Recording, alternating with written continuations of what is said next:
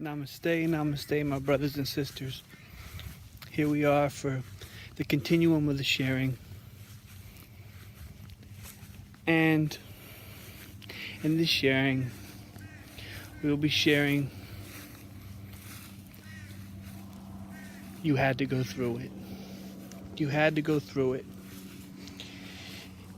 In this reality, in our journey, in our incarnation, it seems that there is an immense amount of pain, an immense amount of probability that we each get a different role. Everyone gets dealt different cards. You grow up here, you're born in this situation. Some are privileged, some are not. And all this diversity seems to bring about an inexplicable nature to it. If it's all perfect, why is it all so different?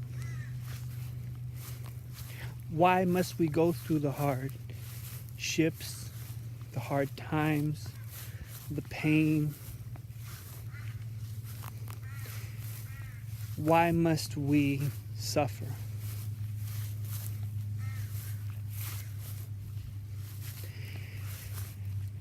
It is all very easily explained when you realize that it is all for the perfection of the soul. Now, what does this mean? What does for the perfection of the soul mean? Well, it means that our souls are incarnated here to experience an experience to bring us back to our oneness. We in Western society believe in life as a one-off. A one-off being we're here and then we're gone. Though in esoteric teachings and in Eastern cultures, the belief of reincarnation is not only accepted, but every day truly acknowledged. The lamas reincarnate across the globe. The soul continues on. Energy can't be created nor destroyed. We have said this in the other sharings. When we see that energy can't be created or destroyed, and acknowledge this as Einstein has acknowledged, and spiritual teachings have acknowledged the same in the soul's limitless nature, in the soul's continuation. Why must we go through what we go through?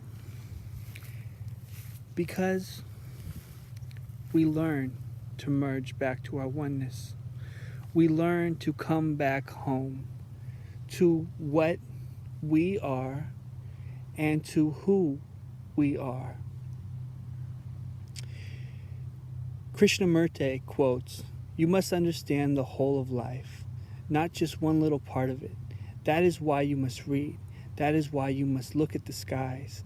That is why you must sing and dance and write poems and suffer and understand, for all of that is life." All of that is life.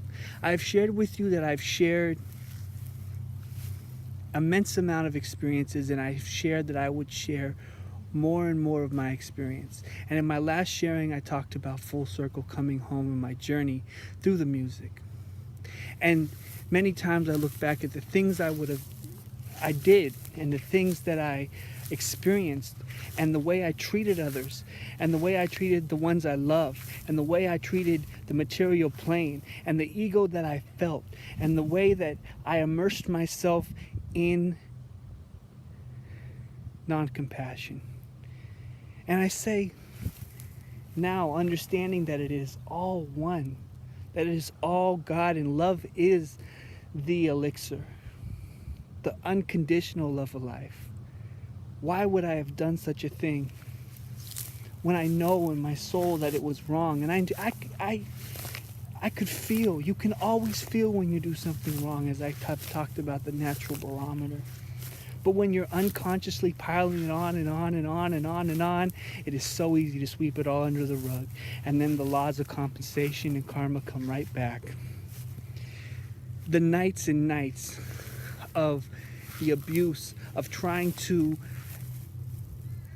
minimize my suffering, minimize what I felt as suffering, of the way that I was being treated when I was treating others wrong. The nights of indulging myself so deeply in the senses just for the pleasure of the senses, and not thinking of the repercussions that it could continuously provoke around me. The flamboyancy in which I lived my life by big everything, as a song that I wrote, big everything, big rims on the car, big diamond chains, big VIP roped off areas, and big presents wherever we went, big tour bus, big everything, thinking that that was what would bring me happiness.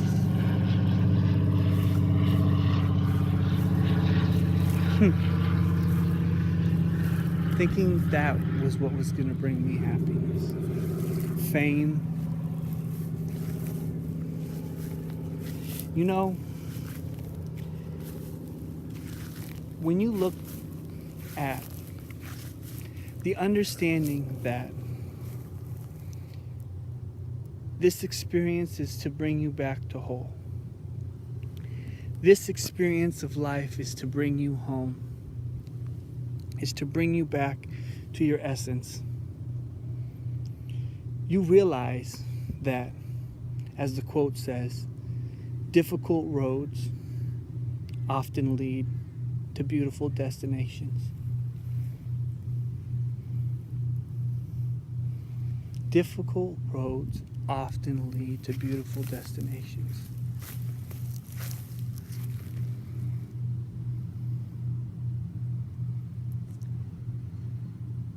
Suffering brings us closer to our essence. For we come to a place in our hearts where we ask the all to come and participate in the blessings of the now, to walk with us, to be with us. And that welcoming is the conduit that brings you back to your essence.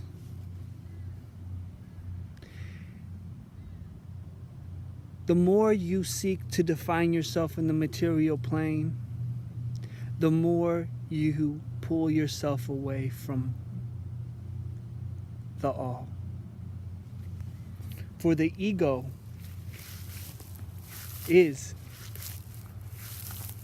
edging God out. Because you are it. The pains that we go through, no matter what you have,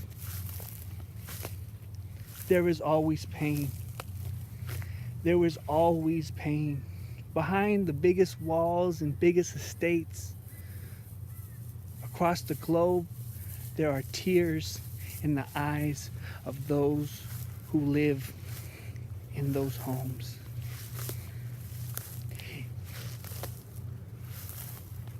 Many are judged upon what they have and not what their heart is. Many believe that the definition of their material wealth, material presentation, material is all there is.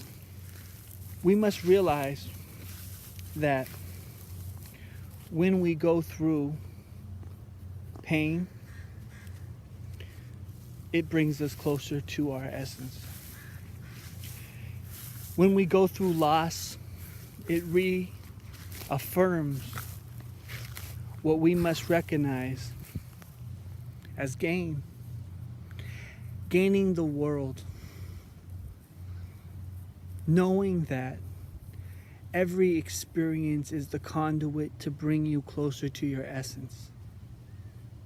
I had to go to a place where I had to go put myself as far out into what I believed was an image I portrayed. And buy into that image to see that it was fleeting. To see I could live it with suffering continuously. And then when I pulled myself back to my essence and said, I am not attached, the universe once again came back, the all, and said, I will show you the ways you are attached. And once again, suffering. But suffering in a way where I understood that it was not suffering but purification. For that's what suffering truly is purification. Why must we lose those that we love? Because we never lose them, they are always with us. Why must we not have the things that are necessary for us at the moment to achieve what we believe? Because you are already fully able without having anything else than just the heart that you have. The drive and inspiration to know that there is no limitation that can be placed upon your being. That when you love your brothers and sisters, there is no door that will not open. And if it does not open, it is not the time for it to open, and there is still learning meant to learn. So when you walk through that door, you are fully prepared. Why must others be shot in the streets? Must others be starving? Must others be abused? This is the question that haunts many. Because the answer is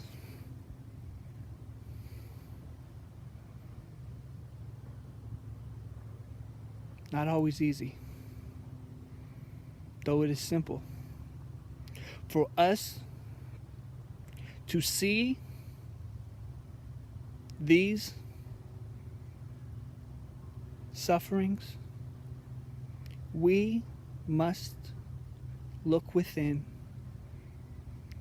and heed the call for us to be the love that ends those pains, that ends the stereotyping, that ends the abuse, that ends that suffering. We must heed our call to be love, to forgive the past, to welcome the present and be in the present fully, for the present is the gift.